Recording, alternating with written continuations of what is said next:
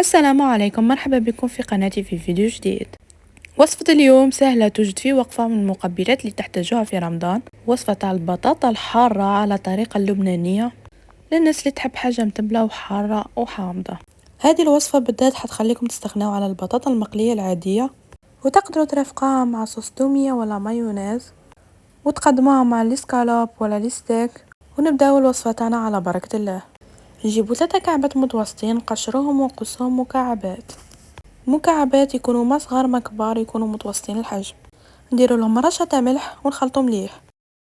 كنا ديجا حطينا فوق النار مقله فيها زيت، خليناها تسخن مليح ونحطوا البطاطا تاعنا تتقلى.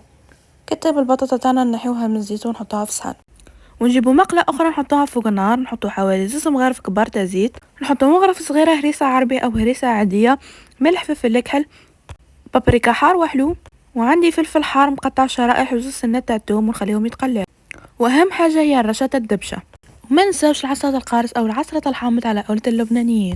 ونطيشوا البطاطا اللي كنا قليناها، خلوها تتقلى مليح مع لي زيبيس. كي تتقلى مليح تتبدل لاكولير تاعها، نقدموها في صحن مع الرشه الدبشه والطرونج تاع القارص. وصفتنا تاع اليوم كانت سهله، اذا عجبتكم ما تنسونيش بجيم والاشتراك في القناه، حطوا لي رايكم في لي كومونتير. بصحه ولهنا، سلام.